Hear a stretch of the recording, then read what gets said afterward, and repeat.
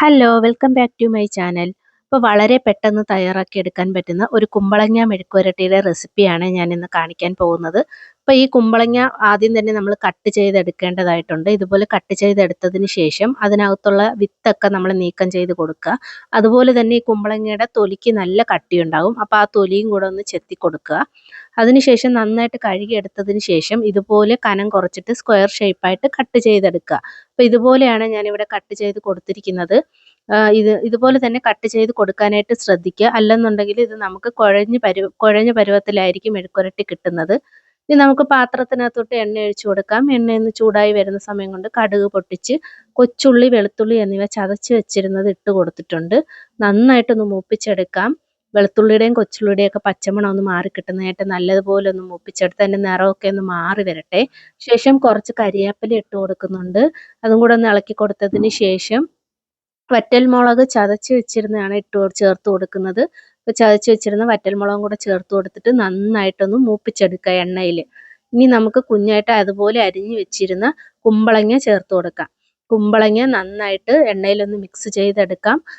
ഇതിങ്ങനെ മെഴുക്കുവരട്ടി തയ്യാറാക്കുന്ന സമയത്ത് പ്രത്യേകം ശ്രദ്ധിക്കുക. ഒരു തുള്ളി വെള്ളം പോലും ചേർത്ത് കൊടുക്കരുത്. കാര്യം നല്ലതുപോലെ ജലാംശമുള്ള ഒരു പച്ചക്കറിയാണ് ഈ കുമ്പളങ്ങ. അപ്പോൾ നമുക്ക് ഒരു തുള്ളി വെള്ളം പോലും വേണ്ട. നല്ലതുപോലെ വെന്ത് വരുന്നതായിരിക്കും.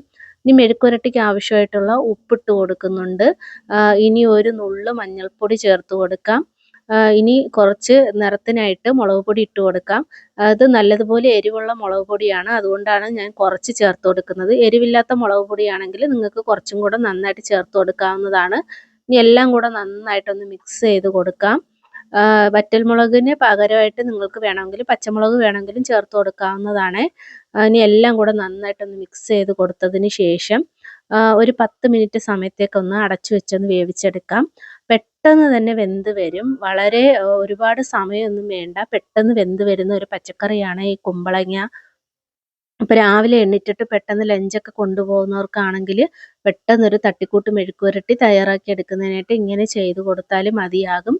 അപ്പോൾ എൻ്റെ ഈ വീഡിയോ ഇഷ്ടപ്പെടുകയാണെങ്കിൽ ലൈക്ക് ചെയ്ത് സബ്സ്ക്രൈബ് ചെയ്ത് ചാനലൊന്ന് സപ്പോർട്ട് ചെയ്യാനായിട്ട് ആരും മറന്നു പോകരുതേ. അപ്പോൾ വളരെ പെട്ടെന്ന് തയ്യാറാക്കി എടുക്കാൻ പറ്റുന്ന ഒരു മെഴുക്കുവരട്ടിയാണ്, കുമ്പളങ്ങ മെഴുക്കുവരട്ടിയാണ്.